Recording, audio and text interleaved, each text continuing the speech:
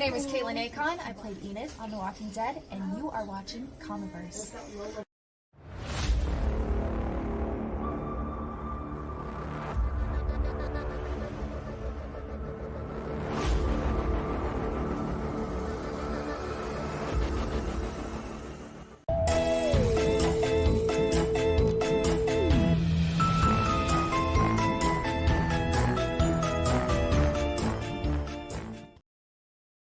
Hello, everyone.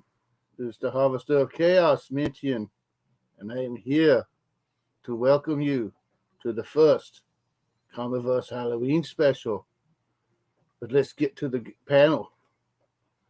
First, we have Collecting with Duz. What's up? How you doing? And we got Cliff. How you doing, sir? We got Evil Mike from Evil's Comics. I feel underdressed. Mr. S. Von 82. And from across the pond, Dr. Von Hoot. How's it going, just guys? Looking all normal. So I feel should have put some effort in, shouldn't I? So, You always put the effort in. I didn't know we were going to do masks. I just grabbed it in the 10 seconds that I saw Tony had a mask. Yeah, I just got things on deck, bro. You got to be prepared. It's good for staying in character. You didn't say nothing. I like that. Facts. I want to be the Harvester of Chaos. I wanted to be the Harvester of Sorrow, but I was afraid I'd get sued by Metallica. Again. Again, I like that part. It's like this happened before.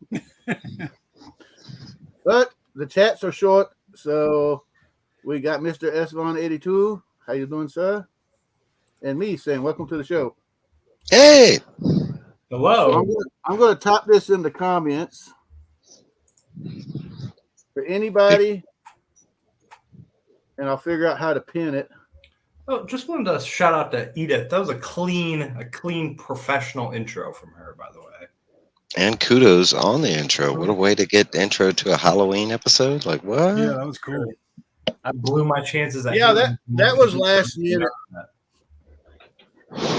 Whenever I got to meet her today, that was pretty cool because I asked her, I said, well, how much would it cost for me to have you just say something about the channel?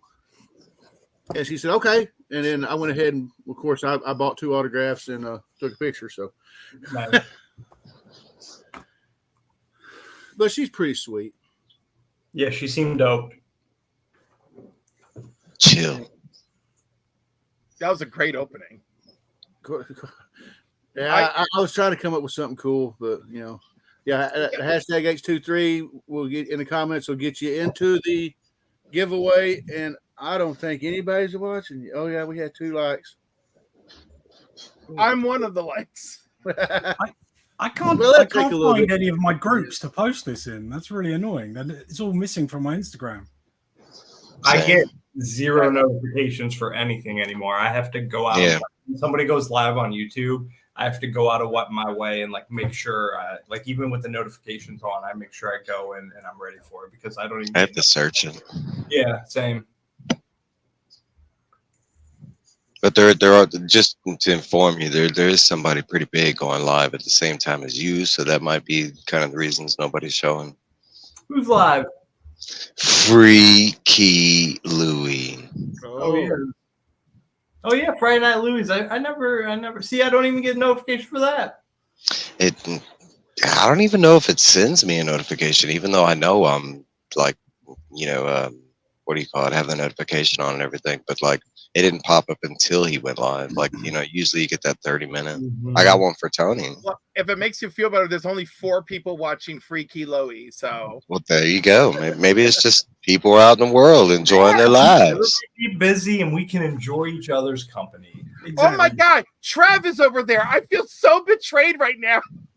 You better go yell at him. Go yell at Trev. Be like, you son of a bitch. Now, anybody that's partying is going to do it tonight. Yeah. Tonight. But Like, see, look, you Not- speak his name. Yeah, I know a couple people. Not where I'm at. It's super cool. What's up, Trev? Most people We were party just talking about you. hard. Yeah, Halloween weekend. It's pretty much Halloween weekend, for most people, Yeah, because nobody's gonna do it Tuesday night. trick or You know, treat Drew. here was supposed to be tonight and tomorrow, and it got all moved back to Tuesday because of inclement weather. I'm here, Cliff, you bastard. Oh my God. I'm deceased. Timothy Williams, what's up, man? Be like, you bastard. I'm like, did he hear me? Did one of you just be like, yo, here's a little voicemail? You said his name, and he appeared. I was gonna make a comment. I was gonna say everybody's probably tired. Figure everybody's probably still tired from last weekend. I'm quick on the trigger, bro, but I'm not that quick. It was a great weekend. You know, it was a big weekend. For real. Fantastic weekend. A lot of money was raised. I mean, I haven't watched any YouTube videos in like a week. I'm like a month behind because of like C3. I just watched all that, and I've been just kind of trying to stay away from lives, but like, you know, getting back into the weekend tomorrow. Yeah, I was so fucking burnt out last week. Yeah. So tomorrow, you know, I hope that gets me back in the swing of things. You know, Sunday, you got all the lives, you got my live, and then we get back into Monday and then Scotty's live and all those lives. So I think that will give me that extra boost of fatigue that I need. Last weekend was so horrible. And it's so funny. Oh yeah, you had a really, really horrible time, didn't you, Right. mate? C3 was the background noise of my weekend. And we're not even Rob, Mark, or DJ. Like, think how we feel, bro. We're just watching. Destroyed. Yeah. Oh no, I had a rough weekend at work. Right, as well. right. Yeah, that too. Did Yeah. you, Scott? Yeah, it wasn't just like C3. No, that was like I didn't have much involvement. I C3 did what I was could. loads of fun for me. Show, bro. But yeah, your interview was amazing. Mm-hmm. Yeah. Yep. Really No, good. man, it was I interviewed the person I interviewed was great, but other than that, man, it really didn't go good. I'll be honest. Why? Why would you say that? I'm generally telling you that it was an enjoyable experience, and being in that position, like same thing. I was co-hosting with Comic Man Andy, and we just kind of had to vibe it out and stuff like that. And it's just kind of a feel for a thing, you know. You kind of the thing about okay, I'm a drug addict, dude. Like I'm not a salesman. I'm not somebody people are gonna want to buy shit off of.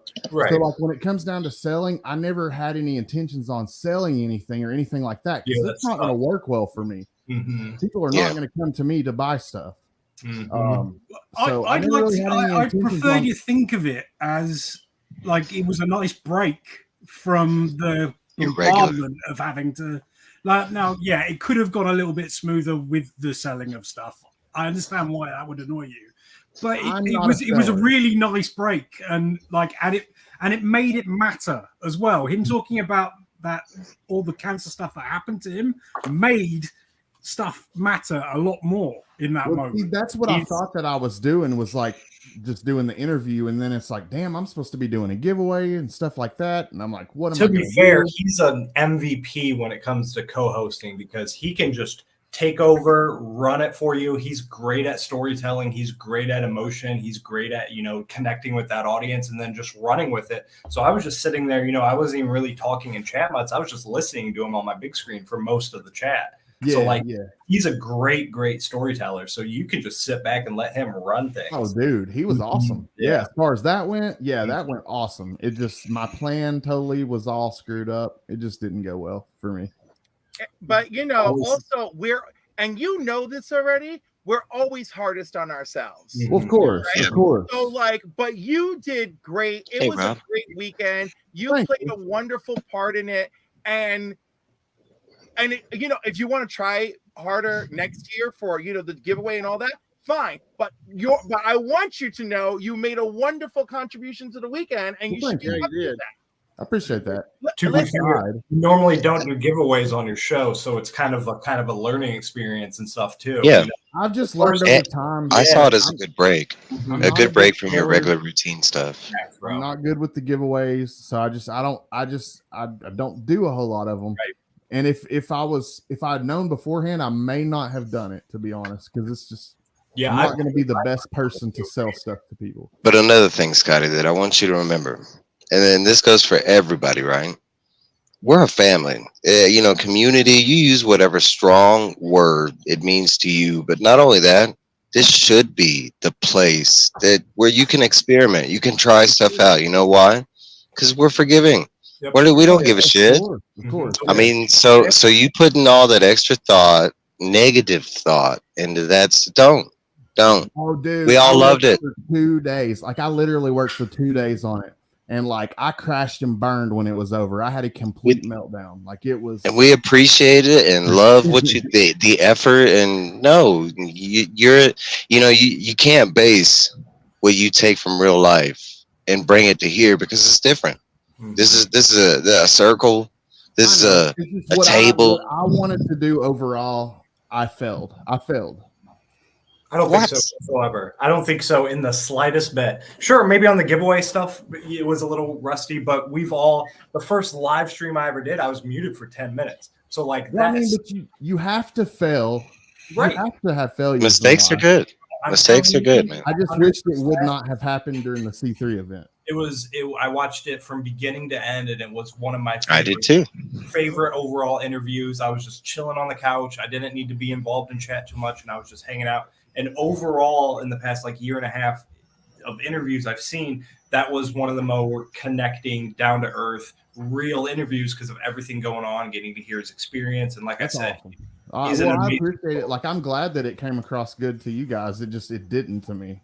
Yeah, I know. And I'm promising. I'm just trying to tell you don't beat yourself up over it. Rob's telling you not to beat yourself up over it. I know that. I know that. I said that I know that I didn't do my best, and that I did. Forget that. Mm-hmm. The connection of connecting comics and cancer and bringing a face to the story of what we are doing. Jason was awesome. was more important. But if we had, because I wasn't even prepared with like what are we selling these books for? I just made a number off the top of my head. Right? Yeah. Realistically, maybe they're $20 books. Maybe if we'd sold all 10 of them, what we were $200. Is $200 that big of a difference versus the connection and the story and the engagement that you provided? No, I would much rather have the engagement and the story and the connection that you made, and on that than $200 more added to our total. Because nobody else the entire weekend really did that as well. You were like the one person that managed to put a face. The closest we did was on John's Comics with Kids. We had one package of items that we put up that was sold with the proceeds on that going to Jen reading thing to make a connection there. But other than that, we didn't. That's the element that was most important to me with Jason was bringing that connection, that story, which is why you were chosen for that. I didn't choose you to raise money. I chose you for your interview skills and your ability to connect to that person you're talking to and convey that connection to the audience. You succeeded wildly. That's why you've never seen a single interview on my channel, because that's not what I like to do. That's not something I'm good at. I like just kind of hanging out and showing off books and just kind of letting it flow naturally. And in an event like that, you need a structured show like yours and so on to bam, bam, bam, go on. So an interview style, like I said, bro, I'm telling you from the bottom of my heart, it was great. It was perfect. It was one of my favorite shows of the weekend. I appreciate it. Yeah. I mean, maybe, I don't know. I probably hold myself too high of a standard sometimes, but I just want to do good. Why didn't you sell those comics for $500 a piece and make us $5,000, huh? Yeah, Scotty. Damn. I'm not good at selling stuff to people. We don't want you to sell stuff. Nobody could have sold. Well, Mark was there for the whole weekend. That's why they had Mark can sell anything. Mark is amazing at that kind of stuff. Mark has it is a skill. Look, it's a skill set. I've been in sales. For part of my life. It's not something that I like. I can do it. I don't like to do it. Right. I like to do different things. Right. And your level of passion that you have towards doing something affects how well you can do it. Right. You can have all the skills even and know all the theory, but if you don't have a passion for doing it, you can't do that, right? I have all the skills and knowledge of how to do a good interview. I was a journalism minor in school and stuff way back when. But you know what? I don't have a passion for it. So that's why I didn't do the interview. I don't want to do the interview because I'm not going to do a great job about it. You have a passion for it. Yes, sir. so you do a good job with it.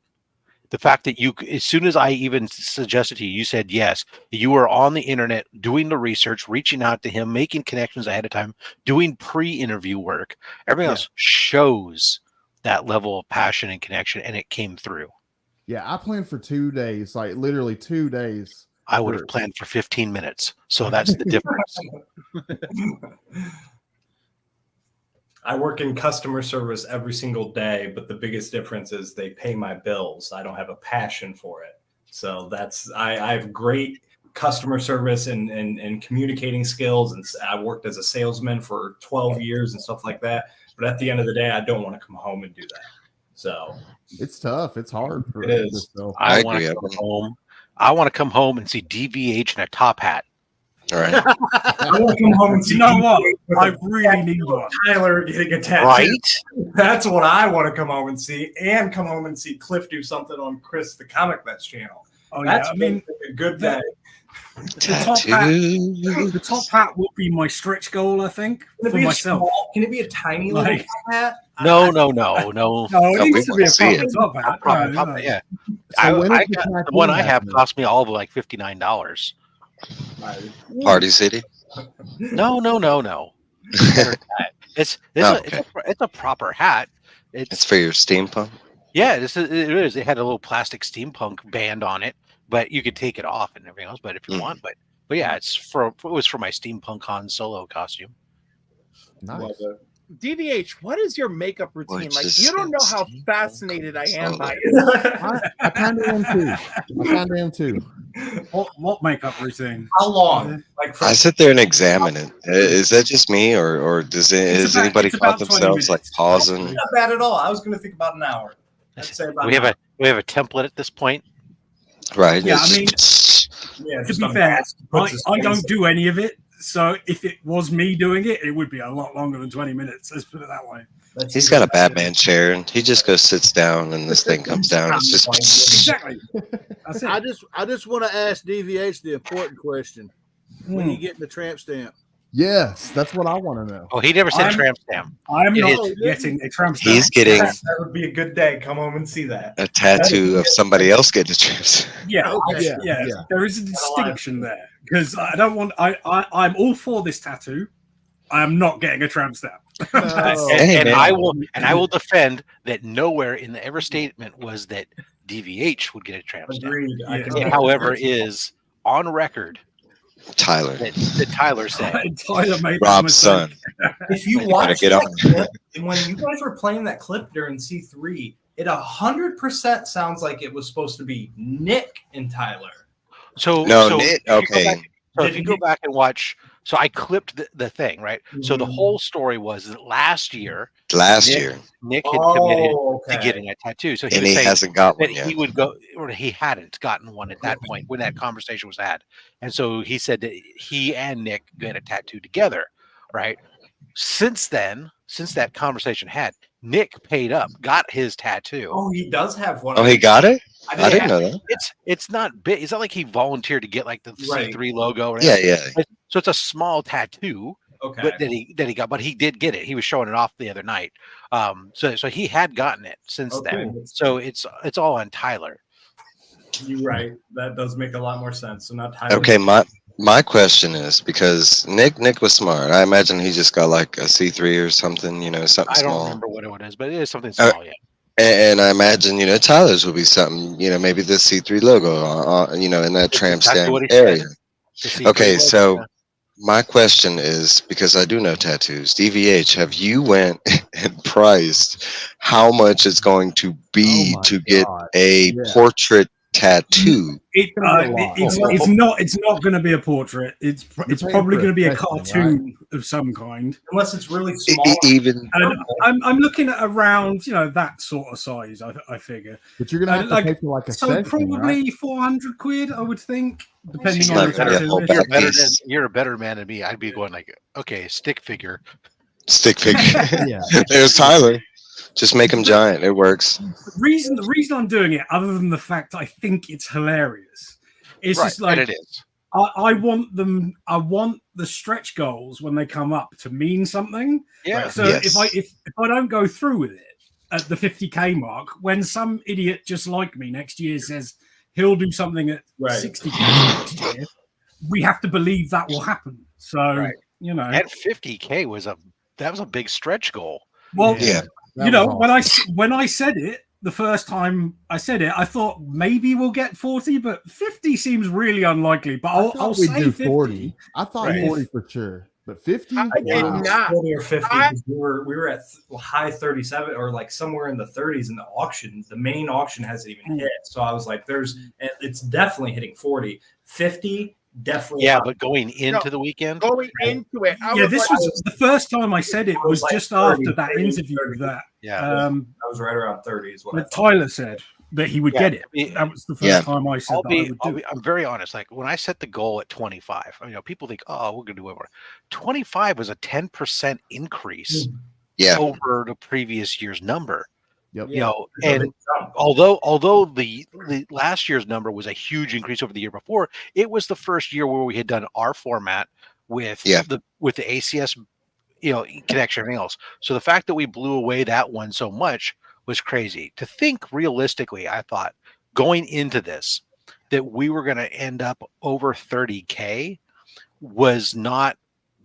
In this economic climate with everything that we were going through, I honestly did not think it was possible for us to then turn around and pass 30, pass 40, and then hit 50. And then pass 50.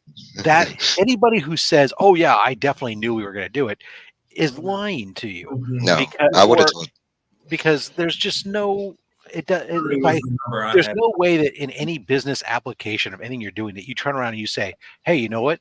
That number we did last year, where we more than doubled the previous year, we're going to double it again just because." Right. We're going to octuple it. in a challenging environmental climate where a lot of people are struggling because of inflation and everything else, we're going to double the double.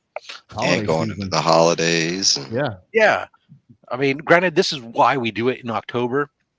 Is when I picked the weekend that we do it last year, it was intentionally to get out of the Christmas season stuff, knowing that starting November 1st, you start to get hit hard with Salvation Army, with food banks, with all these different Toys for Tots, for all these very, very worthwhile charities, and trying to get ahead of those, right?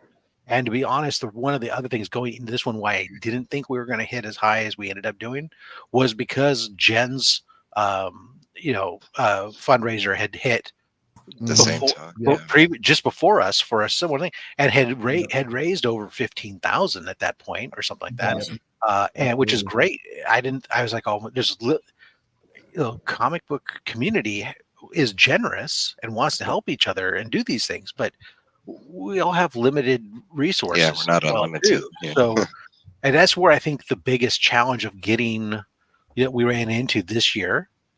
And I start to, it's like I can sit there and see things and go like, oh, Saturday we lull. We could there's other things we could do to maximize fundraising during Saturday, because we have Sunday and Friday are big days. But then you sit there and you go like, well, how much money can you really pull out of the community? Right. We need to get, and we did a good job of getting new people this year, but we still need a lot more. Right. There's a lot of people are digging deep and doing a lot of great stuff. I think that will come though. I mean, like hitting that 50K is a big deal, because it's like saying, look what we can do. Well, 20 be a part of this. Yeah, that was it. When we did the 20K last year, it totally combined with the fact that we had the ACS website. It was legitimizing, and people wanted to get. Oh wow, 20K. That's no joke. Yeah. That's serious. And now, again, next year, when we go to start talking to artists and we're talking to online retailers and we're doing these things, and we go, we raised 50,000. What?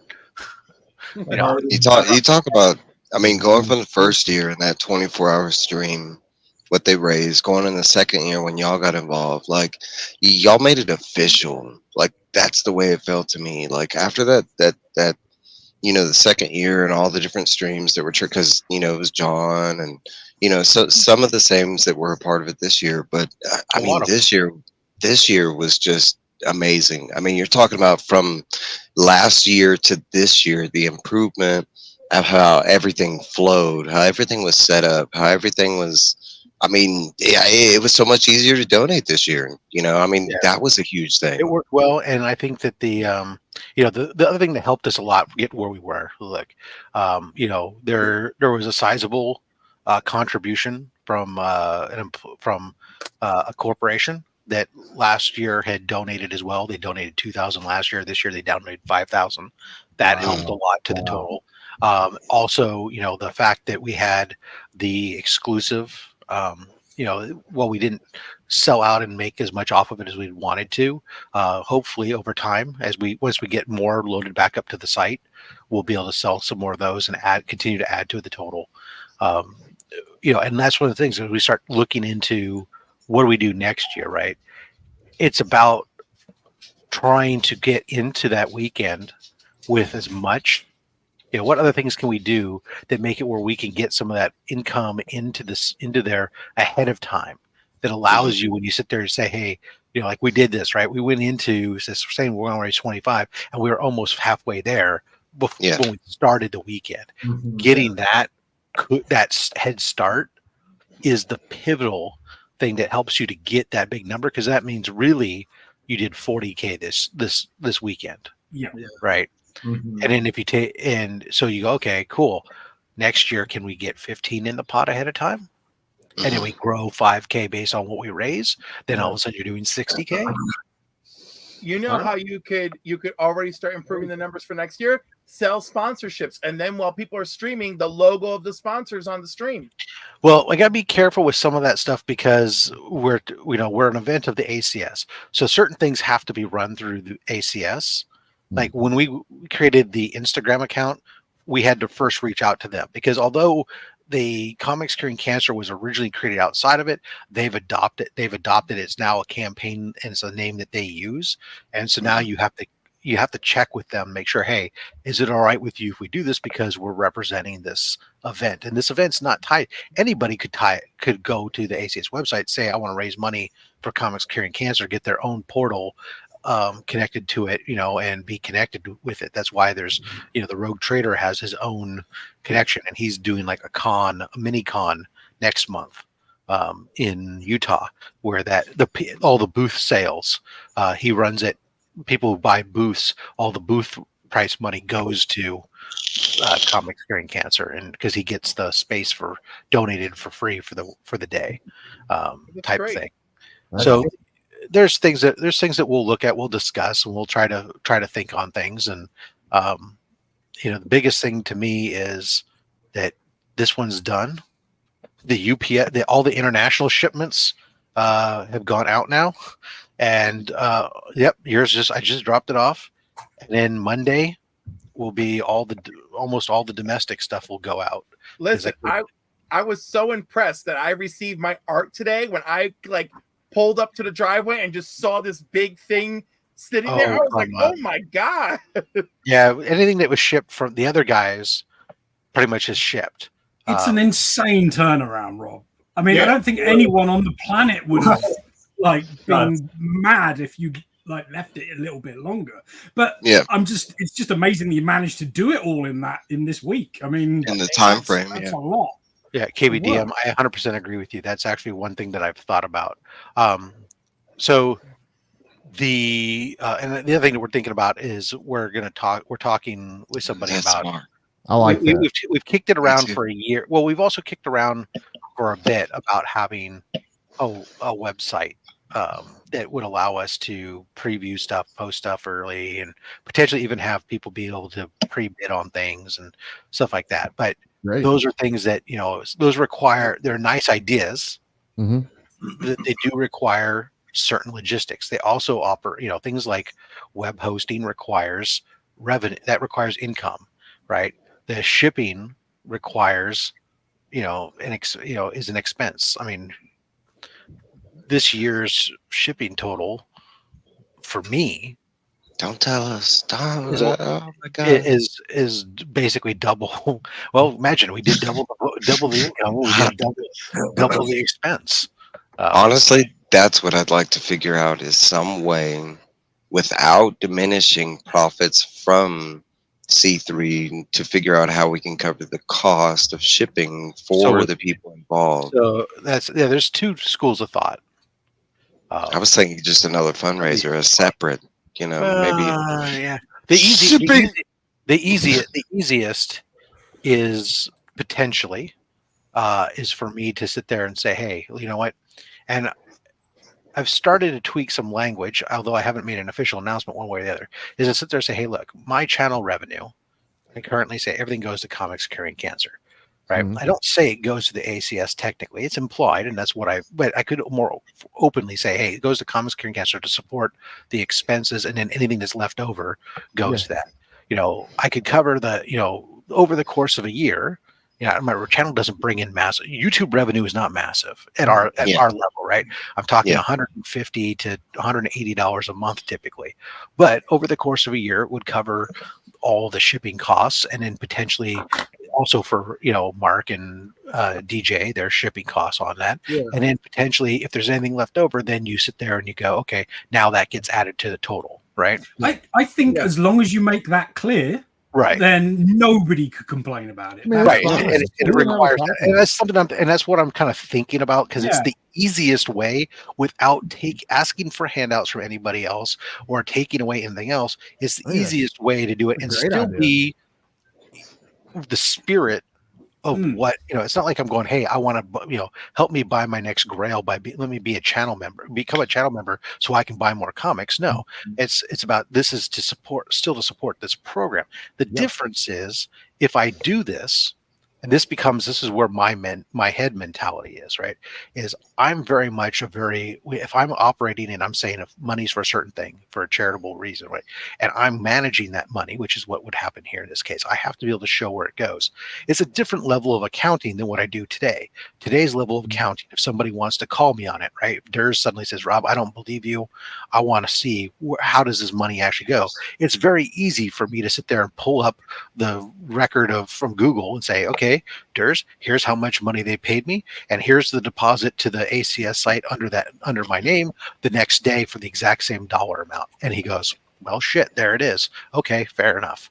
Right? There's no question. Whereas this becomes, okay, now you got to hold it. Here's my shipping expenses. I got to track and log that and all this other stuff. It's doable. It's just a different level of stuff. Wouldn't that shipping at the end of the year, couldn't you get that anything that you paid personally? Wouldn't there be a tax write-off? And that you could pay it absolutely is something that I can put on. And here's the caveat. I can put it on my tax as a donation. Just like I can put the fair market value of all the books that I pull out of my collection and I donate. Right. However, thanks to the political changes that occurred a couple years ago in this country with regards to the tax platform, while many people received a rebate or a reduction in their tax burden, those of us who live in California, New York, the big blue states were penalized, putting a cap on how much you can put in it personally. When as a homeowner, my mortgage insurance here, because my housing cost is high, my mortgage interest is high. I also have property taxes and I have income taxes in the state. All three of those far exceed the $20,000 cap. So every dollar I donate to charity, I get zero federal benefit from. It means nothing. The only benefit I get is at the state level. The state doesn't put that same cap on. I do get a reduction on state, but my California state income tax is a fraction of what my federal income tax level is, right? So what about the concept of selling something without selling something, like a sponsorship, like that was brought up, but not a sponsorship to specifically, anything tied to the ACS, but maybe sponsorships dedicated to providing shipping for, stuff like that. I mean, these are ideas that we're listening to them and we're gonna take them back and discuss them. We talked and very late, and I talked about potentially getting a corporate sponsor to cover shipping. Potentially. But those are all things that we'll look at, we'll discuss. We have to figure out, okay, well, who would be interested in doing that? And trying to and working all those things. So they're all ideas that we definitely want to attack because it's not scalable, right? It's not. I don't have a problem with where I'm at right now. I planned and budgeted for this. I mean, even though it exceeded what I had mentally thought was going to be the number, but still, these are things that we're prepared for. But it's not scalable, right? We can't keep going. Okay, well, next year now we have to plan for, this amount, and have somebody carry that burden. It'll get unattainable. Yeah, exactly. And I don't want to get to a point where I'm sitting there just telling people, "Oh, okay, I'm sorry, you have to go pay for your shipping here." Now, it was nice. It was nice that I had one person reach out to me and said, "Hey, you know what? I'll cover my shipping." And so I got him his shipping quote and he paid for it. And I had another person who lived locally that I reached out to and I said, "Hey, instead of me shipping your stuff, can I drop it off? Can I deliver it to you?" He says, "Sure." And then he goes, and then he wanted to meet yesterday and he goes, "You know what? I'll just come to you." I'm all, that's even better. There you go. Sorry, I hijacked your show there. That's all right. Before I forget, hey, Rob, Legion asks, what is the fair market value of Rob? I have no value except to my wife. Well, It's Check with 5K on. a gem mint grade, I'd say. If you ask me, it's at least $51,000 at the moment. Except that I'm not responsible for that. Yeah, but you're not responsible for it, Right? either. You are. I am one cog. You don't know how much I am one cog in a machine.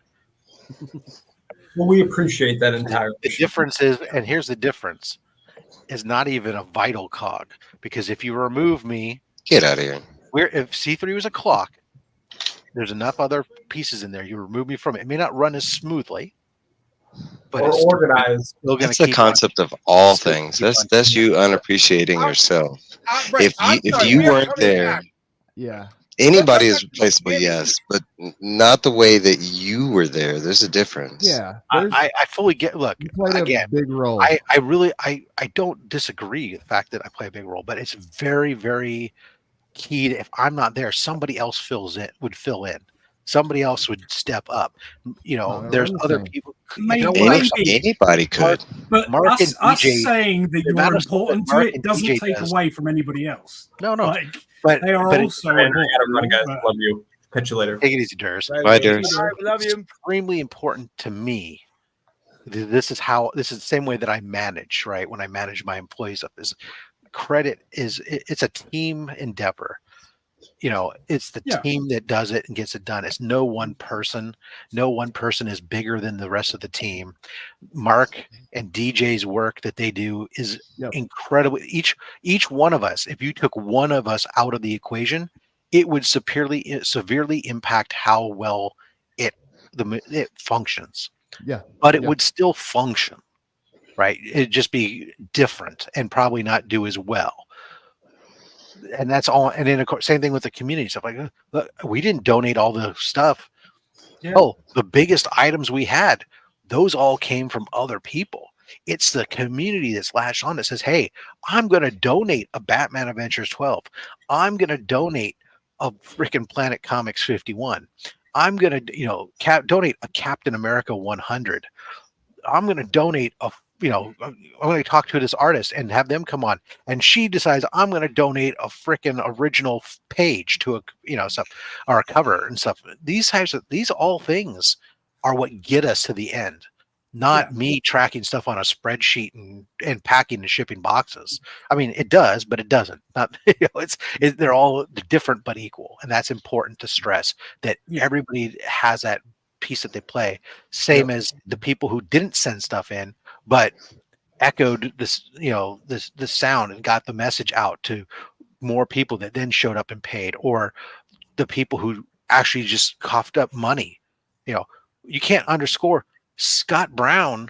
I mean, Hoarder's Hide, the amount of stuff that he bought, and stuff. He look, as an art collector, he got some great deals. Yep. Because other people, because we didn't get the art community in there like we wanted, but he tried. He got me in front of a bunch of art collectors to talk about it and to showcase these things that were going on. And hopefully we get more of that next year, but we will. He did a great job making connections to get us probably a lot of the pages that we did have. And then he did a good job of spending money on his own right as well, out of pocket. Did DJ, everybody. DJ Austin. So it's, Austin sits there and goes, oh, hey, Austin agreed to give up a commission. We get $400 something for it. And I go, hey, I'm like DMing him right now. Austin, can we do another one and get both of them? So do we get double? Yeah, sure. Why not? It's that mentality going, sure, I'll do a second one. That now, so okay, bam, we went from $450 raised or $475 to $900 because we rolled them both back to, we're back to $450 and they both bought it. All I'm hearing is you validating how important you are to C3. Exactly. That's all you're telling me. Give credit where credit's due. You orchestrated. You played a big role. My thing is it's the thought, the team. If you take away that, it might not be so successful, and that's the way I see it. Since you three have gotten involved with it, and yes, there's a lot of people involved, and I'm not trying to diminish anybody, but I mean, it truly is, you three that are the masterminds behind this, and it involves a whole bunch of other people, but it's that thought, it's the team, it's y'all, Yeah, I mean, like from my perspective, I'm proud of my involvement in it, and so should everybody else that took part in some way. All we're trying to say is that you're the peak of the mountain with DJ and Mark. So, like, we appreciate that a little bit more than, say, my contribution, which is fine. I'm still proud of it. So, like, it's all good. You see how proud you are of it when your wife sees your tattoo. The very first time I suggested that months ago, I came into the bedroom in the middle of the night because she's asleep, and she wakes up, and I say, I've been naughty. And she said, what did you buy? And I said, I haven't bought anything. Not yet. So I may have agreed to get a tattoo if we get to 50K, and I'm deadly serious. And she says, I know you're serious. I know you're serious. Man, that's a wife. Yeah, she's pretty great. Please tell me she's doing the art for the tattoo. Well, I don't know. I've been thinking about that. I do want somebody in the community to do it. She could do it, but she's not really a cartoonist, and in my head it's quite cartoony. And once you go down the path of suggesting, it's hard to not then go with it. Yeah, there is that cartoon. Although I will say it is cool. I do, because I'm very adamant about not getting, for the most part, like names of people and stuff. I do have 2 tattoos that my wife drew. That those are part of my connection then to her. And the only names I have tattooed on me are my kids' names. Because same. They're kind of permanent. That's forever. I mean, I have my wedding date and stuff, but need Badger's reaction. That'd be great. I'll tell you, having a tattoo is the best way to get my kids not to want them. I described to them the process of what it is. I said, "You ever seen Grandma's sewing machine?" I said, just imagine that, except it's on your arm, putting ink in a needle. You like getting shots, right?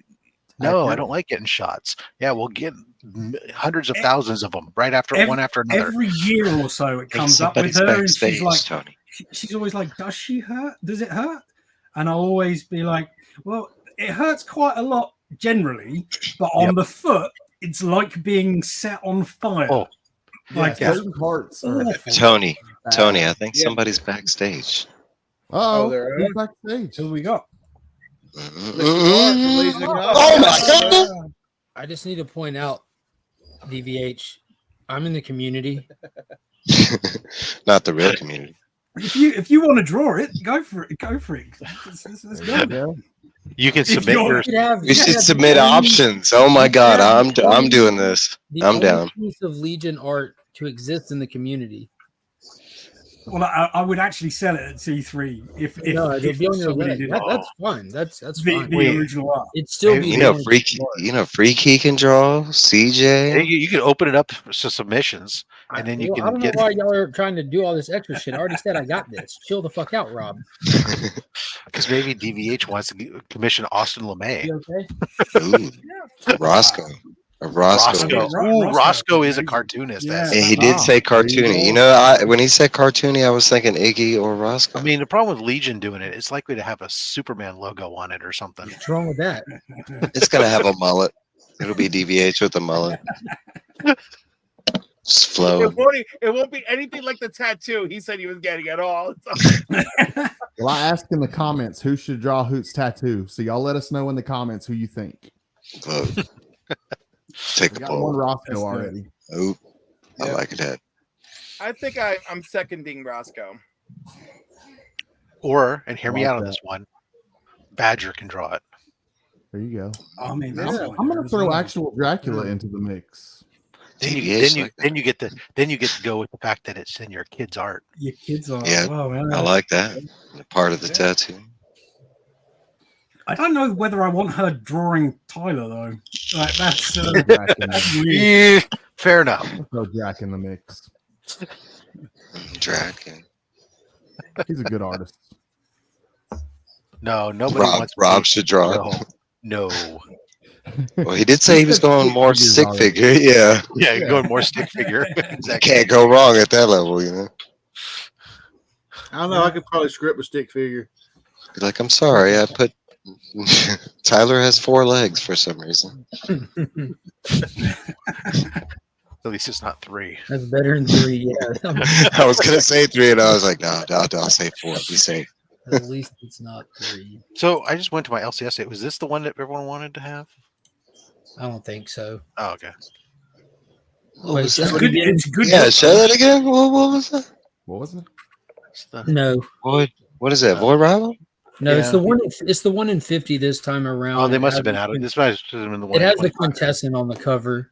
Okay. Oh, I did see that cover. That wasn't pretty cool. One of the Void Rival variants. It's not always a ratio. It's been random across the board, but it's the spoiler one. Whenever they have the Transformer character that's featured in the book on the cover, like it was Shockwave with the last issue with the 1 in 25, and the Transformer couple of pages we got in this were the quintessent. Which is actually dope pages. Like only got when I go in on a Saturday. They look so much better in Michael Bay's The Last Night, but they look cool in this book. What? No. The problem with going in was that the quintessent?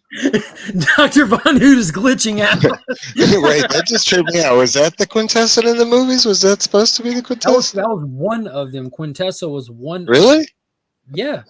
Damn, I'm gonna have to go back and watch that now. Dude, they were building watch that. Hey, I'm with Legion. I liked all the Michael Bay Transformer movies. I will admit that it's not the Transformers I wanted. Okay, they're not the. Come on, man. When I got Devastator and it was like some kind of cat, like no, come on. But I still like the movies. They're still good movies. Speaking of movies, man. Hey Tony, you got a giveaway. What about you show us some of your giveaway stuff? All right. Well, I got a nice little prize pack. Oh, the Jay Lee 1 in 50. Is that what you're saying? Yes, sir. Yeah, it's actually really good. Now I'm looking at a picture of it. It looks pretty sweet. Pretty. Yeah, he knocked it out the park. Unfortunately, that was gone by the time I got in on Saturday. Yeah, what you got, Tony? So show us what you got. Everybody that types in hashtag H23 in the comments, I'm gonna do one prize pack, and that's it. Is that a new form of water? Yeah. H23. I it's got the next Halloween movie. Harry. I'm going with H32. Just to be different. That's Mark. Got a little Funko Pop of Hannibal Lecter. Hannibal Lecter. Your pop. All right, now these were donated by my LCS B&B collections. These just came out. These are some freebie books. But if you got kids, there's one for Spidey and His Amazing Friends. Here's a little anime or manga, whatever you want to call it. Comparison. This is the third print of Volume 1 of Something That's Killing the Children, which is the print of the first 5 issues. Very cool. I believe this is Sensational She-Hulk #1, Scott. Yeah, Lucas Wernick. Yes, Sensational She-Hulk issue 1. Then we got Amazing Spider-Man. I believe it was 35. I bought that just because of the cover. I We don't got care about Spotty and Amazing Spider-Man. Spider-Man #1. It's a good issue. And this is a B&B Collections, my LCS exclusive cover of Dracula Vampirella Unholy #1. It also comes with my stickers. Awesome. Very cool. And then today I had the privilege, if you watched the intro, I got to meet Caitlin Nakin, the girl that played Enid from The Walking Dead. So I got this autographed picture of her. It's awesome. She's a cutie. There we go. And one person is going to win all that. Holy potatoes. Just type in H23, hashtag H23 in the comments, and when we get ready to close this thing, I will give it all away. H23. Give it away now. That's an awesome giveaway. Oops, I got 2 of those by mistake. Shit. Yeah, it was pretty cool getting to meet her today. Was she pretty sweet? She looked. She was real sweet. She was a nice young lady, and I told her about how I never liked the episode where Carl locked her in the closet. She called him an asshole. But and I understand story-wise why he did it and all that. But and then I asked her if she would do that little video intro, and she said, "Yeah." Cool. So after she did that, I didn't care how much money I paid on autographs and pictures and stuff. She did that little video part for me, so I was gonna show my appreciation. That's why she was happy to do it. She's like, "I got this sucker now." Right. You just handed her a wallet. She's like, "Yeah, I'll say that." She gotta eat, you know? But yeah, she was a real sweet little girl. I say little girl because I'm probably old enough to be her father. What character was this? Edith from The Walking Dead, the Carl's little buddy. She was in 5 seasons. She started season 5, somewhere around in there, and then I think one of the Whisperers ended up, spoiler, killing her. I guess I'll have to watch it. Were they killing her softly with their song? Honestly, I don't know. I just read that she died. One of them killed her. Can you show us that little intro? Is it possible to play it for these guys? Just that little. Yeah, let me see. Let me see if I can play it. Well, it's all tied to that welcome thing. Oh, even better. I can at least play the first. It was on. Hi, my name is Caitlin Akon. I played Enid on The Walking Dead, and you are watching Comiverse. Yeah, she's her. Cute. Very cute. I liked her character. I thought she was cool when she was on the show. I would need to see her ID before I'd say that, Scotty. You want Prestige? My bad. You can put him in the box, though. I will try to get to him. Yeah, that's what I got as far as the giveaway.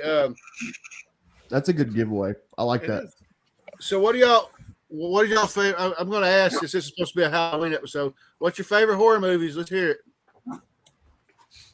They ain't even got to be horror movies. They ain't even got to be horror movies. They could be the classic monster movies for like. I was going to say those are mine. Are the classic monster movies? Yeah, those are horror movies. All right, I love 80s and 90s slasher flicks for me. Go around the block. Okay, hold on. Who wants to start? Like Jenny, go from block. Start with Cliff. Yeah, hell yeah. Go Mark. Nightmare on Elm Street. Nightmare on Elm Street, Dream Warrior. Jenny. Ooh. Right. Bram Stoker's Dracula. Oh, shit. The Creature from the Black Lagoon has That's a special it. place in my heart. That's it. Yes, sir. Yep. Keep going. The original Scream, another special place in my heart. Striptease. Well, no, Skeet Ulrich's bubble ass is really just a win there for me anyway. And come on, yeah, one of the best intros. I'm killing off Drew Barrymore right in the beginning. Spoiler alert. Yeah, I know. You're ruining movies all night, huh? Yeah, hell yeah. They're all old. It's fine. So, Cliff, now that you've named like as Halloween. many movies you could out of the top of your head, what's your favorite Halloween movie? Yeah. I really enjoy Halloween. Which one? The first one? The Rob Zombie? Actually, the original 1 and 2, I really like. Yeah. And I love that part 2 is really just like an immediate continuation of part 1. That Season of the Witch, though. I love Nobody should say Season of the Witch. It's like It's a good movie. I really wish we lived in a It's just world not a Halloween movie. where, well, no, it is a Halloween movie, right? But I wish we lived in a world that would have embraced an anthology series, right? I think that would have been really interesting. But Michael Myers has proven to be a really interesting character. Friday the 13th Part 4. I have a special love for that one too, because with the freaking TV set and everything, I love that girl. Love her. Every great final girl fight, I love. Damn, there's one movie I really like because there's a final boy, but it's escaping me. Not a that man. Isn't Child's Play. Oh, Child's Play. Danny. Nightmare on Elm Street 2 has a final Nightmare on boss. Street, the gayest of the Nightmare on Elm I Street. love that movie. It's great. Yeah. It's Great. It's great. Yep. That's all you got. Right, so who's next? I like a blend of classics.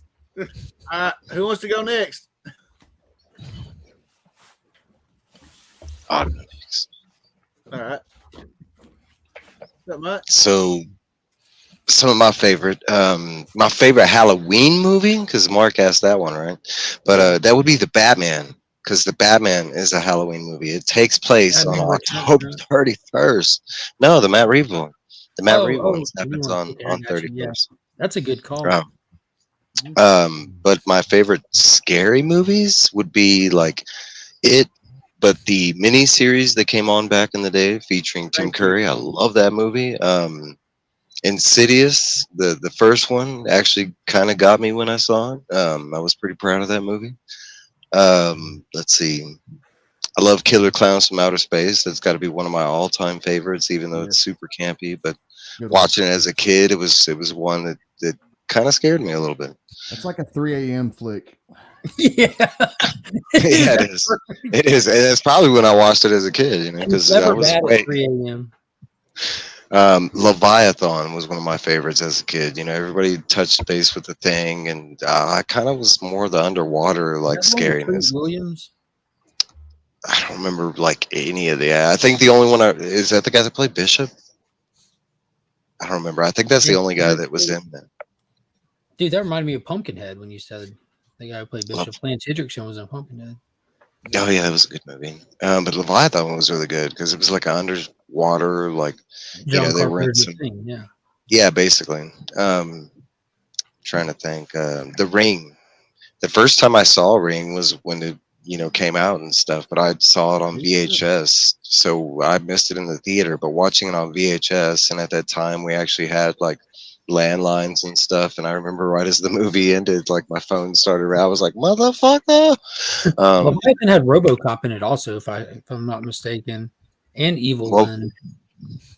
Wait, what was it? What was it? Peter Weller, RoboCop. Oh yeah. And then the Dr. Von Hoot might remember this one. His name who played Evil Lynn in the live action He-Man with his super blue eyes. I remember the actress, but what's the reference? Gorgeous. Yeah, she has amazing eyes. I think she was in Leviathan as like the corporate suit. I don't remember any of that, and it's been a long time since I've watched it. It's been at least 10 years. I do remember there's one. Yes. There's one. I do remember the actor that, like, the main actor in the movie is the famous actor, but I remember there's I want to say there's a couple people you'd recognize, but I don't remember it being like a star-studded cast of people. It was like 80s or early 90s, if I'm not mistaken. Like late 80s. It was like right around Predator time, somewhere around there. I don't think I've ever seen it. I need to have a look for that. What? I mean, I've seen many movies, but there are loads of really annoying gaping holes in. I want to say, as I remember it might. I want to say, as I remember it, like the creature effects, it might not have aged well, kind of thing. I haven't seen it recently. Age well. Yeah, but some of those, I don't know, because I do remember a lot of the monster scenes in the movie, and that they were kind of like not so great for back then as it was, but it was a good movie. Trying to think. Beginner's luck. Right. Probably my favorite, and now recently is more Japanese and Korean, but one of my favorite horror movies is I Saw the Devil. That's one of my top. I love that movie. It's just about a serial killer that's killing people, and he ends up killing the wrong person, and someone starts coming after him. Been there, am I right? I've been there. That's what I got. Those are some of my stuff. faves. Who's next, Scotty? I got a few things. Yeah, I got some stuff. I'll show. Here's my favorite trauma movie. Yeah, baby. So I got first cover and then first solo series. Yeah. Can't wait to see that new one. And then I like 80s and 90s slasher stuff. So of course I got Friday the 13th. And then also this one scared the shit out of me as a kid, but not. I mean, now it's funny. Oh, I love Chucky. That's one of my favorite. That motherfucker. Yeah, that's one of my favorite franchises. Freaked me out, but I got a lot of Chucky stuff. Freddy scared the hell out of me as a kid, and I actually was Freddy Krueger for Trick or Treat one year as a kid. So definitely have a lot of memories with Freddy in there. And then this is like my favorite horror book. I'm sending this off to CGC. Actually, this is my next book that I will send in. But it's like my favorite horror book in my collection. I show it off every chance I get. It's that first Michael Myers Chromium edition. But I love this book so much. That's the first appearance of Mike in comics?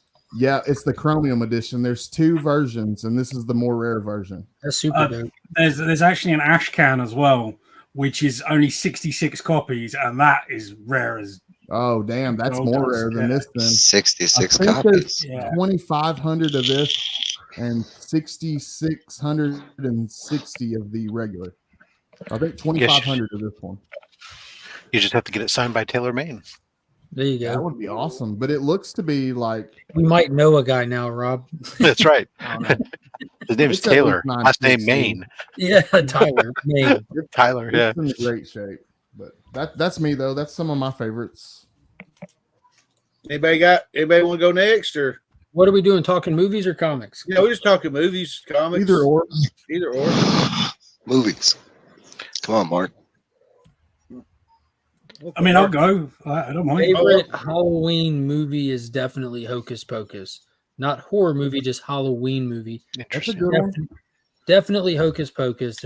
For me, there hasn't been a movie that's come along that's as rewatchable, that I watched as a kid, that my kids love to watch, that it's just all around fun. You get a little bit of everything in it.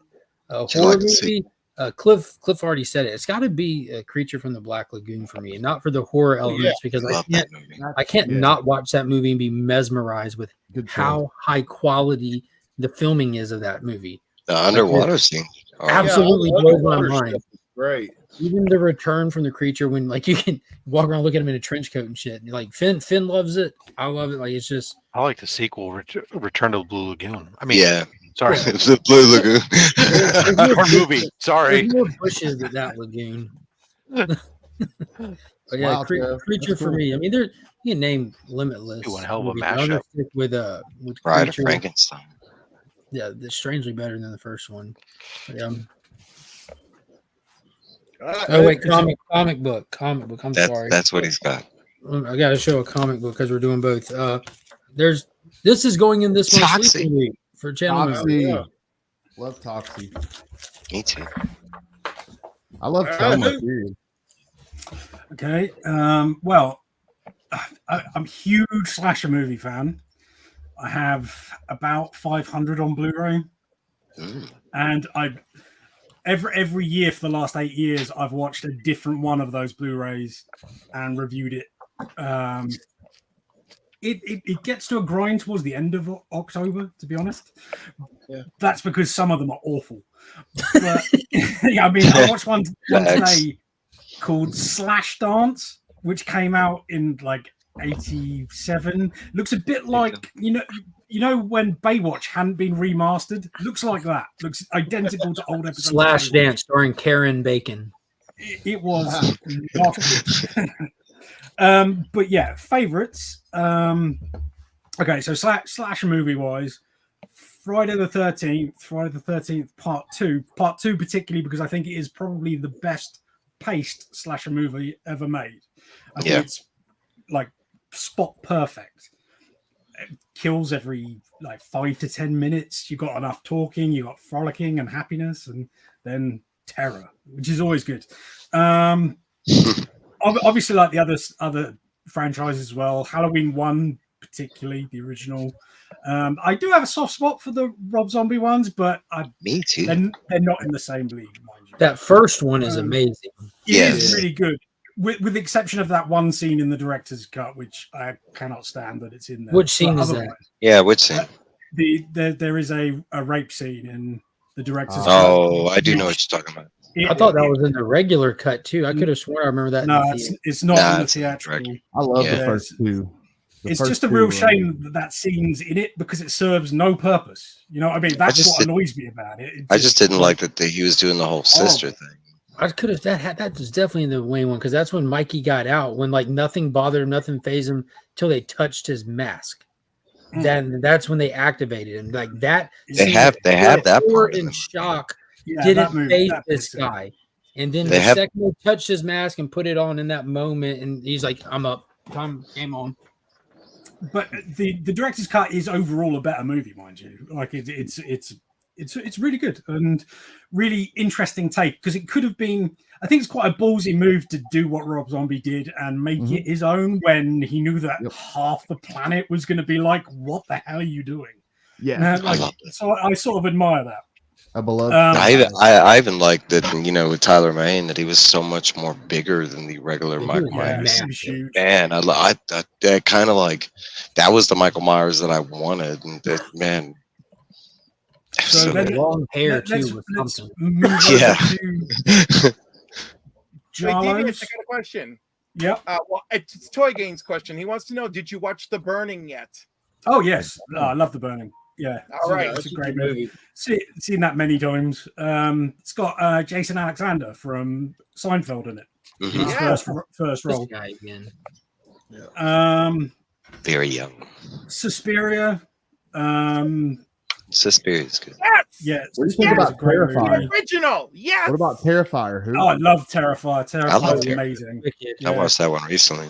That second one was like the Dream Warrior of the series already. It was. Yeah. Oh, and did you see the leaked artwork for the Terrifier 3? Yeah, I did. It's going to be a Christmas movie. I cannot wait. I love Christmas slashes. They're amazing. Awesome. Silent Night, Deadly Night, Silent Night, Deadly Night 2, Christmas Evil. You better watch out. Sleigh Bells. What was the Christmas Evil Might? Jack Frost or something like that. Oh, Jack Frost is an amazing film. Yeah, I love Jack Frost. That was like the late 90s. Talk about some C-relay. You have to like it except for that one scene then, right? Where he takes off the carrot nose. No. No, I still like that. I see what you're getting at. He's like... the context is very different. And how much seriously you could take that. Yeah, people do food all the time. I get it. Let's move over to... I'm not done. There's loads of movies, but they don't just love slasher movies. So that's why I want to move to There's so many great ones. Zombie movies. Zombie Holocaust, Zombie Flesh Eaters, Dawn of the Dead. Zombie Flesh Eaters probably is my favorite. You could ever put Holocaust on the list. That's not cool. Zombie Holocaust. You specified. Yeah, I was very clear. Making sure cover your tracks. Yeah, it's an important detail. Brain Dead. Have you guys seen Brain Dead? I think it's called Dead Alive. I've been accused of it. That is an amazing film that everybody should try and track down. It's Australian, right? New Zealand. Yeah. Have you seen High Tension? Yes. Oh, I love High Tension. That's one of my favorites. That's called Switchblade Romance over here, and High Tension is a much better name for it. Like, I don't know why it's called Switchblade. The cover we got to High Tension with her holding the cement chainsaw. I love that. High Tension is a tremendous film that I like. Some people really don't like the ending. Didn't bother me at all. I loved it. I don't want to spoil that because if you haven't seen it, it's sort of a really... It's a major spoiler. And everything else. Yeah. Nah, but that one's a major. It's a pretty cool film. It's really, really cool. Bad Taste. Anybody seen that? Bad Peter Taste was Jackson's good. first film. I Yeah. love that movie. I used to. I saw it when I was about weird. 13, 14, and I bought the videotape for Christmas, but because it was Christmas and it was like the summer, my mum kept it in the cupboard. So I took it out and I taped it and then watched it for half a year before I actually got it for Christmas. Like Bad Taste is an amazing movie with just insane practical effects, and Peter Jackson plays like 3 characters in it because he just Dead Alive weekends. Yeah, Dead Alive. You mentioned Peter Jackson. What about Dead Alive? Yeah, Brain Dead. I did mention that. Yeah, Brain Dead. It's called Brain Dead where you are? Shaun of the Dead. Yeah, Shaun of the Dead. Brain Dead's the original title. Dead Alive, and they changed it for the US for some reason. Don't know why. Like that lawnmower scene or the zombie baby radio. Like someone actually named their band after that scene with the zombie radio baby or whatever. It's such a great scene. Yeah, just it's crazy to watch that and think, yo, this guy made Lord of the Rings. Yeah. Somewhere. Yeah, humble beginnings. Yeah. I mean, I can talk about horror films all the time, but I feel like I've said a bunch. So let's. Oh, they've been good. Werewolf movies. Before we go, Werewolf. Yeah. Werewolf in London, Howling, classics. Werewolf. What's that movie? Hang on.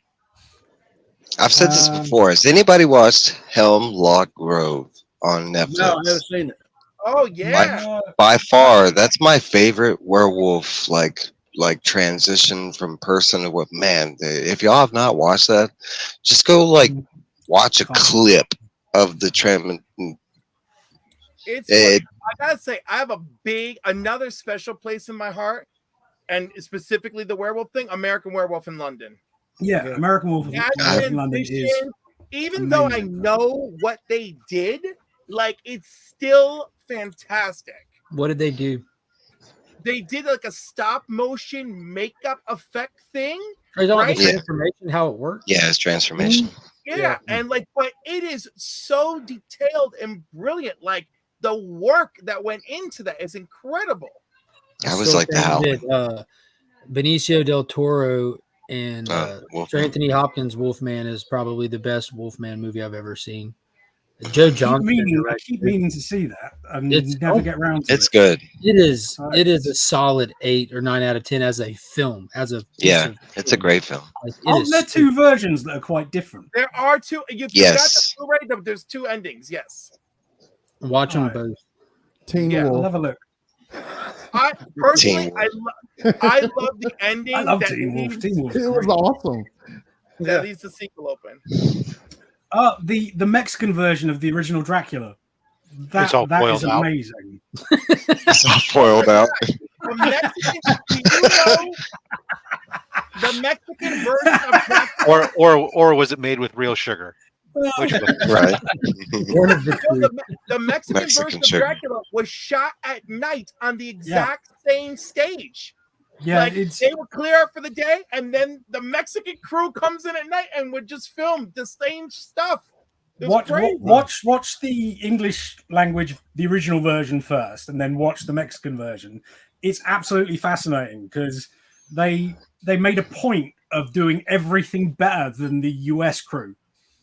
There's loads of awesome sweeping shots and stuff like that just don't exist in the original Bela Lugosi version.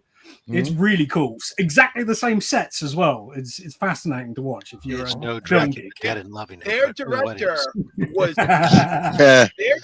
was like local passionate, and I'm not even joking when I say that. He really was crazy passionate about it, and it's incredible. And some of the stuff does look shot for shot, but DVH is right. The sweeping pans, beautiful. Hey, Chris. Yeah, see? Yeah, we're right. Comic vets. All right, what else you got? You want to chime in, Rob? Or I heard Dracula didn't like it. I'm a big fan of all the classic monster movies. The Universal. As far as that stuff goes, Universal monsters. And silent films. So I like Nosferatu and The Cabinet of Dr. Caligari. That's kind of stuff I really dig. When I look at those stuff, I also love B movies. So like for me, I used to, because I grew up on creature features. When I watch Mystery Science Theater 3000, I want the guys to shut up so I can watch the movie. Oh, I love the all those types of things. Those are stuff I like. Full Moon Studios, Subspecies and stuff like that. Prehistoria. Those are all just fun stuff. I used to buy that stuff on Laserdisc. I mean, because I could get, Full Moon Studios at the end of for a while, they were selling like laser discs. And here we go, DVH talking about laser discs. Oh, yeah. You could buy their, any laser disc for $10, which was insane because laser discs were $100+ a piece usually for movies. They got classics in their catalog. You're talking about Puppet Masters. You're talking about Amazon Girls, and Fine Bolorama, and all kinds of and I like stuff. And that's why, like when I watch that, I talk about favorably about things like Yoga Hosers, because it's an homage to Full Moon Studios, and I love that kind of just stupid stuff. I'm not a big fan of slasher style horror. It doesn't appeal to me versus just a regular kind of monster creature type horror film, and sci-fi horror. Obviously, I'm a big fan of that type of stuff too. Alien, right? And Alien. Those are horror movies, straight up. They just happen to be shot in space. Alien is an absolute masterpiece. It is fantastic. Yeah. And as far as just a generic Halloween movie, I'd love to say Nightmare Before Christmas, but that's a Christmas movie, and I will say that over and over again. But I still watch it October 1st every single year. So there you go. I'm not going to flip through them all, but I did just get back from my LCS this week because I was a little busy. And nice. I just got a collection in. Oh, that's awesome. Oh yeah. DC love. I was able to pick up some short bits of runs. Little slideshow here. Damn. Just showboating, always. Slideshow. Unpopular opinion. I don't know about at least half. I'll give you. Look at that one. The later half. The later half. Some of the ones we've gotten recently. A bunch of ghosts too. The Witch cover got me. The Witch Dark Knight of the Scarecrow. That is an awesome movie. Yes. Nobody else has brought this up, but I don't know about y'all, but me as a kid, there were certain like kid movies that scared the shit out of me. Secret of NIMH. You got Wizard of Oz Part 2. Return to Oz, yeah. Yeah, man, that shit scared the fuck out of me as a kid. You're talking about the Pumpkin King and this was cool. God damn. I can't wait to go back to the LCS later. The problem was they got this collection in. I'd been warned by the manager that they had this collection of all this Bronze Age horror stuff, and of course he was going through it for himself first, but and rightfully so. But all that got put out was stuff that would fit in standard bags and current modern. All the stuff that had to go in silver, they didn't have bags and boards at the time, so it's all still sitting there waiting to get bagged and boarded and stuff. So I gotta go back and dig through some more stuff later, but try to fight other people off for it. I'm gonna take my round and talk about some horror movies that I like. If y'all want to hear it, yes. Besides the obvious, the Jasons and the Michaels and all that, because I love Friday 13th Part 3. It's probably my favorite Friday film. Halloween 2 is my favorite Halloween film. Good stuff. Nightmare on Elm Street 3, Dream Warriors. I love Dream Warriors. Classic. All right, and the original Hellraiser. But I love the classic Universal stuff. I mean, I've devoted a week every year now just to watch the classic Universal stuff. And then now I'll start talking about really great movies. They hold up so well. Yeah. I'm going to start talking about some movies from the 80s or other time areas that people may not remember or have heard of. And of course, we mentioned Puppet Master.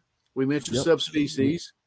Some other ones that I love to watch was a movie. It's a cult classic called Trick or Treat from 1982. Very good one. Now, some could consider it cheesy, but I love it. Guy comes back from the rock star comes back from the dead by playing a record backwards. You gotta love it. Soundtrack was awesome. Near Dark is one of my favorite vampire films besides Fright Night and The Lost Boys. Best Halloween movie has got to be The Crow, man. I was saving that for last. The Crow is. I'm playing The Crow on That's a good shout. Yeah. From Dusk Till Dawn. I forgot about The Crow. Dusk Till Dawn. Yeah, because I still got to play The Crow and the Rocky Horror Picture Show. I watch it every year. Once Bitten before Jim Carrey was big. Yep. Yeah, Once Bitten was really good. Yep. Children of the Corn, the original one. I love it. But you start talking about like the Evil Dead, the Exorcist, Army of Darkness. Army of Darkness, The Howling. I love The Howling, but I agree that I think the best werewolf transformation was American Werewolf in London. The Wolfman that Mark mentioned, I love that movie, as well as I like the original version. But I think my mind's fixing to try to go blank. But before I forget, Phantasm. That is one of my favorite series. Phantasm. Yeah. Rest in peace, Angus Scrimm. I mean, if they ever remade the Phantasm series, I don't know who they could get to play the tall man. Anybody? No. But Creepshow's another one. I need to mention Creepshow. Creepshow is a great movie. Stephen King. I'm gonna tell y'all about a movie that could be almost considered a porn film. It's a horror movie that come out. I don't remember what year it come out, but it was called Microwave Massacre, and it was about a dude.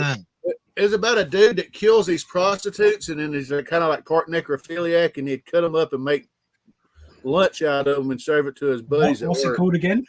Microwave Massacre. Oh yeah, I've got that's terrible. I mean, I've seen some bad films. That is bad. Yeah. Okay, who remembers a movie called Night of the Creeps? I love that movie. Yeah, that's amazing. Go around. Same director as RoboCop 3. Okay, I didn't know that. It's got what was the? Oh my God, Tom. I'm gonna say his name wrong. Oh my God, it's got the guy from Halloween 3. Thank you. Tom Atkins. Tom Atkins in it. Scotty, I love Critters. Oh yeah, Scotty mentioned Critters. We can't forget about Critters. I love Tremors with Kevin Bacon. That was one of mine. Yeah. Oh, I love Tremors. I like creature flicks, like Mark, and they were talking about monster movies. Like somebody mentioned in the chat, like original Godzilla, man. You're talking about that. Oh, yeah. That was one, monster. You're talking about monster, but Tremors is Critters. Oh, I love. Honestly, that's got to be one of my top, scary movies. And it's just that, like, as I got older, that being presented in that situation, having kids, man, that's scary as shit. Cujo's really well made film. I know. Yeah, it was. Like set in that one movie. Most of it's in that car for so long. It's so effective. Yeah.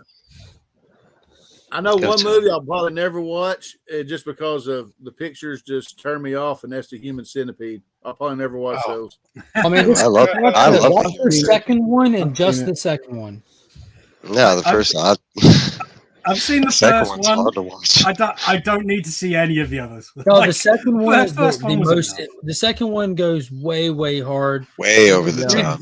It exists in our world as a person with like learning disabilities has watched the movie and then proceeds to wanted to recreate it. And it's shot in black and white that adds an element to the gore where you can't, you know what I'm saying? Like you can't tell if they got the cornstarch mix right, or you can't tell like it just, you know what I'm saying? It just all looks real because it's in black and white. You're just like, God, this is so raw. The third one's just a waste of time. Yeah, it is. I was so disappointed with the third actor one. Just yell at inmates. The first two, I mean, if you're into any kind of body horror, the first one, if that one was just, it's hard to watch, but it was amazing at the same time. At least it had a dedicated story. The second one, like Mark had mentioned, it had a really dedicated story. Really dedicated. And the ending, like if you think that you just when you think, okay, I've made it through this madness, she makes it to the car. And then you're like, oh God. You can't call yourself a horror fan, and if you haven't seen the Human Centipede, I'll say that. Human Centipede 2. Well, at least one of them. They got to be brave enough to do one of them. Up a notch. I think the first one is just a pretty bad, like mad scientist movie, really. Yeah, it is. It's watchable. It's all a bit gross. But have any of y'all heard of When Evil Lurks? New movie that just dropped on Shudder and is in theaters. It's It's a Spanish horror film. I can't really speak on much without spoiling it, but apparently it's like hitting the reviewers, and they're all like, "Yo, this is it." Yeah, people are bigging it up huge at the moment. Huge, So like, yo, this is like Spanish subtitles. Who gives a shit? Everyone, go see this. They even say there's a couple of scenes where they're like they've seen horror movies. They're like, I audibly reacted to scenes in this movie. Like, it's not jump scares or nothing like that. It's just the raw imagery of what you're looking at. What was the found footage Spanish movie that was it was zombies, I think, but Wreck. was it Wreck? Film. Ooh, Yeah. Wreck. Yeah, I love Wreck. Wreck was I thought really it was good. all right. Like, I'm not a massive fan of found footage films, and Me neither. I made the mistake of watching the American version first, which is awful. I don't But even know if I've seen it. It gives Apollo you the basic 18, plot of one of my the movie. favorites. That's a good movie. I love Apollo 18. Anybody seen Moon? No. Moon. I've seen Moon Fall. Shout out Roland Emmerich. No, Moon with Sam Rockwell, I think, and I don't even know if it's classified as horror, but technically it super I have is. seen it, and I did like it quite a lot, but I'm struggling to remember it. Have y'all seen See what I Wife? mean? That's the one with Ryan Reynolds on the Wife? space station. Yeah, It's pretty much just a remake of Alien. Yeah. Yeah. I've got this thing where I go through phases of wanting to watch famous people in space movies. So I'll just pick a famous person and see if they're in space in anything. Watching Gattaca and working my way forward. And I can't remember who had mentioned it, but the ABCs of Death. That's a really good. That is terrifying. I terrifying saw that. as a That was Southerner. horrible. I didn't Yeah, like that. Deliverance. Man, that is terrifying. That's just creepy. Deliverance. By the way, I don't quite consider Moon Cloverfield. horror as much as I consider Moon like a thriller, but I really enjoyed the movie. And Sam Rockwell is in like my top 5, so I'm all for it. It was a phenomenal movie. I'll mention one more horror film, and then that'll be the end. Has anybody ever heard of D. Snyder's Strangeland? No. Strangeland. I know. Sounds really Strangeland. So it came out in the late 90s. It was about 90s. Oh yeah, I have seen it. This guy stalking people through the internet, asking if they want to come to a party, and it's basically a mutilating and torture movie. He kidnaps all these people, and it goes back to the 80s during the Twisted Sister Stay Hungry album. They did a song called Captain Howdy, and that's the villain in the movie is Captain Howdy. And he'd been wanting to make this a movie for a long time, but it's pretty graphic, pretty gruesome. When when they catch him and put him on trial, a lynch mob hangs him, and then he goes after the mob at the end of it. So half the movie you're wanting him to get caught, and then the rest of the movie you're wanting him to get revenge on the people that try to kill him. So it's pretty decent. Sounds like the Devil's Rejects. We're like, yeah, kill these horrible people. By the end of the movie, you're like, yeah, I hope these horrible people kill this guy. Yeah. Stay alive. Yeah, y'all can make it. Just hang in there. I want to give a mention to some of the people that just showed up in the chat. Type in, because I'm fixing to do a giveaway. Type in hashtag H23, and I'm going to give away a Halloween themed prize pack. I'm going to try to do this so that way maybe I can do this right and nobody will laugh at me too bad.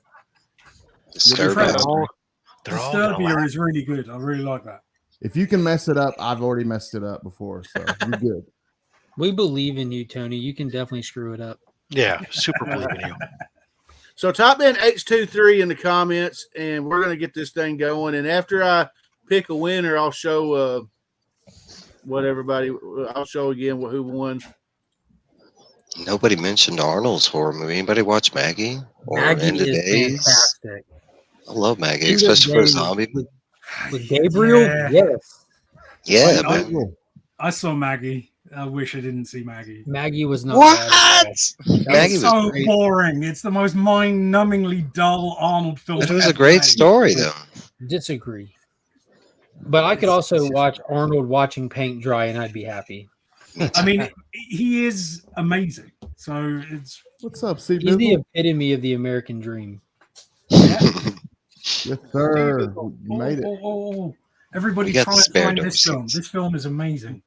What is it? What is that? It's called The Seventh Curse, and it's a Hong Kong movie. that's a bit like Indiana Jones crossed with the Evil Dead with Jackie Chan's stunt team.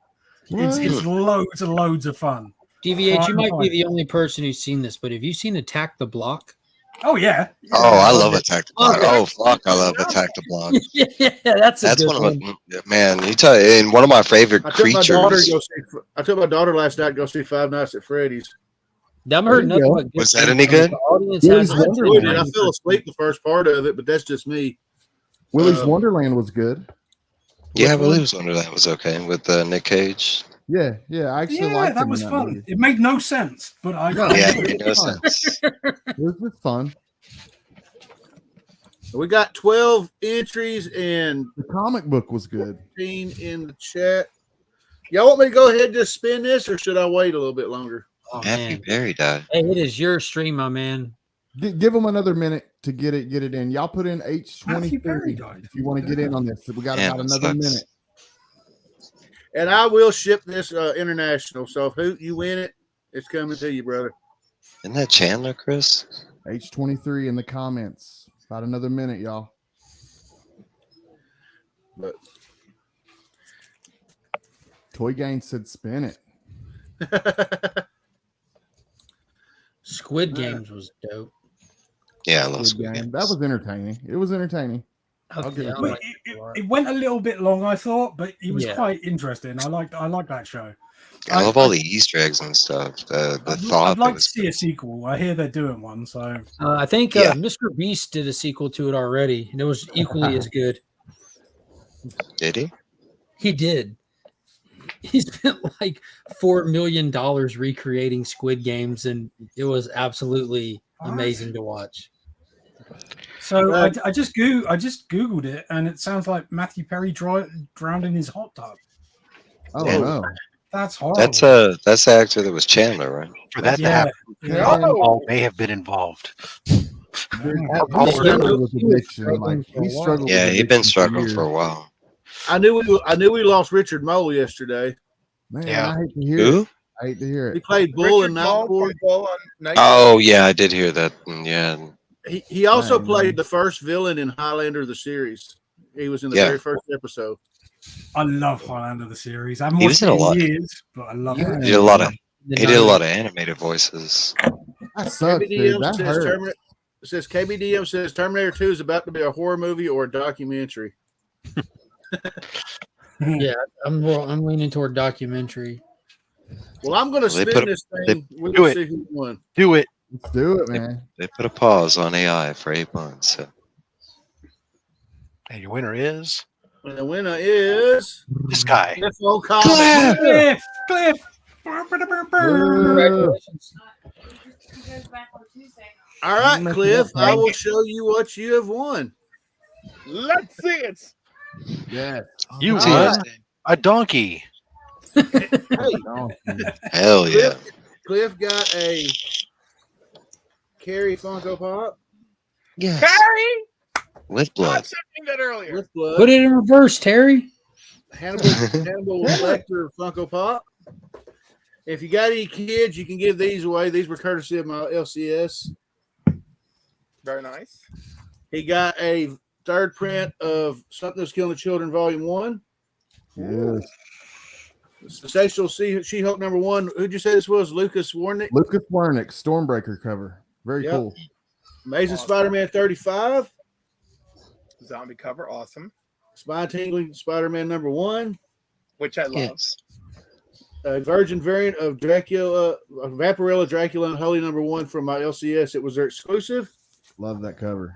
And a signed picture of Caitlin Nakin, a.k.a. Enid from The Walking Dead. Cute. Yes. So, Cliff, send me your information through Instagram, and I will get that out hopefully Monday. All right, sir.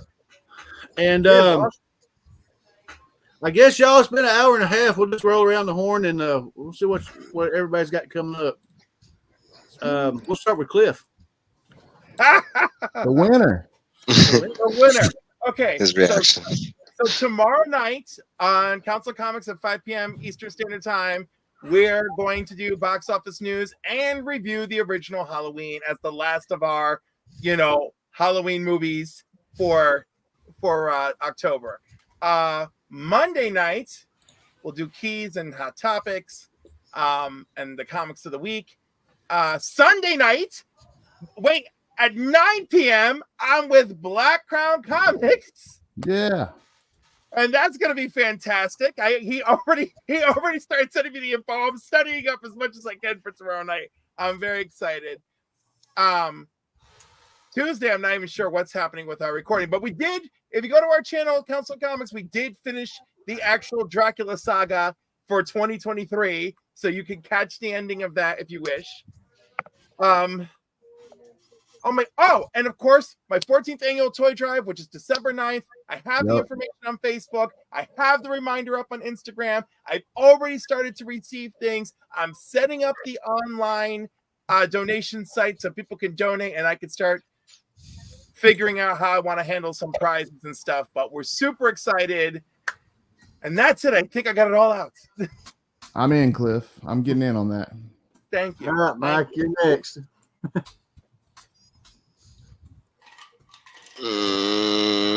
Same shit as always. I got reviews coming, and then this, Sunday, me and Trevor back on. We'll be live. I always forget the time. I think it's like 9 o'clock Central or 8 p.m. I don't know what the real time is. But tune in, hit that notification bell. That's how you're going to find it. There you go. That's all I got. Mark, what you got coming up? I'm back. Hey. I got what's today? Today's Saturday. So I just dropped 5 picks for this coming week's new comic book day. Typically I do 10, but this week is kind of a fifth comic book release week. But there is definitely more than 5 covers talked about and a reason to talk about something big coming next week. And tomorrow night is At Week's End at 8:30, the one-stop shop for all your comic book spoilers, news, and reviews every Sunday night. And this was a phenomenal week because we are going deep on Wonder Woman and Alan Scott Green Lantern, because both of those this week stood ahead of the pack as absolute bangers. And the biggest deal with Alan Scott being such a damn good read is the fact that Tim Sheridan wrote it, which is mind-blowing that the dude can actually write a good book. Because I've rode with this guy on DC titles for a while, and it's been rough. And the fact that he did so goddamn good, I think he deserves his flowers. So I'm going hard on promoting the shit out of this book. A lot of good DC right now. There damn sure is. And Loki was actually fucking crazy. I went back and watched it. Yep, it's been great. You're just talking outside your neck. I like Loki. Watch this movie. Tetsuo the Iron Man. It's if you like body horror that's in black and white and essentially has like a sort of slightly metally industrial music video-y feel for about an hour. Tetsuo the Iron Man. Check it out. What am I doing? I have got to shoot a video tomorrow. Hopefully that'll be up on Monday, and then one on Friday as well. And I'll probably be around next weekend, but nothing in stone. Cool. Scotty, what you got coming up?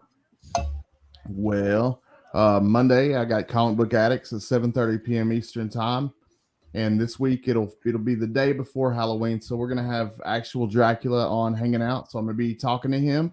We're gonna be having fun. I'm also gonna be recording a video. I got a package in the mail from Tony, and I'm gonna do an unboxing video and throw that up on the channel. I'm doing shorts all the time on new stuff. I grabbed this today, new Jean Grey figure. She pretty. New Iron Man. So I'm always throwing little shorts on Hasbro stuff, things like that. But definitely Monday, though. Y'all show up for Comic Book Addicts. Monday at 7:30 p.m. Eastern time. I think it's like 4:30 Pacific. It's going to be a lot of fun, though. I'm looking forward to talking to Drac. Cool. And I say the best for last, Rob. What you got coming up? Oh, you think I'm the best? Okay, well, thanks. I appreciate that. Simply the best. In about 20 minutes, I'm going to go over and join Mad Spidey and Mad Spidey's Outback. Then Monday was Monday mail call. This Monday, I unbox a book that I said I didn't need. I lied. AF-15, here we go, baby. One day that's gonna happen. Then Thursday there'll be a mystery box. Saturday they'll be back to only slabs. That's it. Usual stuff. But I appreciate you all. And Monday I go to the post office to drop off a crap ton of packages. Yes. And prepare to sit back and watch you all record unboxings of your C3 hauls. As a reminder to that, as y'all get your unboxings in, please do videos or make posts and stuff. And because we want to keep the C3 page alive, we want to continue to spread the word to make this bigger. And that requires all of us working year round to do it. And for us to continue to get a bigger reach, we need content for our Instagram page. And at this phase in the process, that requires everyone tagging that page with your posts. And if you will DM that page your thumbnails, we can start posting those periodically through the week and let people who might have missed the event know where to come find your content and see what some of the stuff they missed was about and see how people talk about it and feel about it. The good, the bad, the ugly, doesn't matter, whatever, but it'll keep that alive and keep C3 going for as long as possible. So that would be great. But we need thumbnails to do that because I'm not going to chase down your thumbnails and screenshot and all this and that. Like, this is very time consuming shit to run multiple social medias, even with the three of us all on it together. We have multiple of our own and all that. So help us, help you, help us. Cool. Well, I have mail call unboxes for Monday. I'm going to do a Tony's Keys for Tuesday. Wednesday, I'm going to be opening up a Robin 2 box set. Guess what's in that? And then Thursday be Comic Spotlight on Avengers #4, and then right back here next Saturday for another episode of Into the Comiverse. Oh, and then your Henchman of the Month shirt arrived. I got to ship that out to you too. Awesome. That's cool. Very cool. And that's it for this episode, I guess. I want to thank everybody for watching. I want to thank everybody for hanging out in the chat. I want to congratulate Cliff for winning the giveaway. And until next time, I'll see y'all around. And I'm going to leave y'all with this.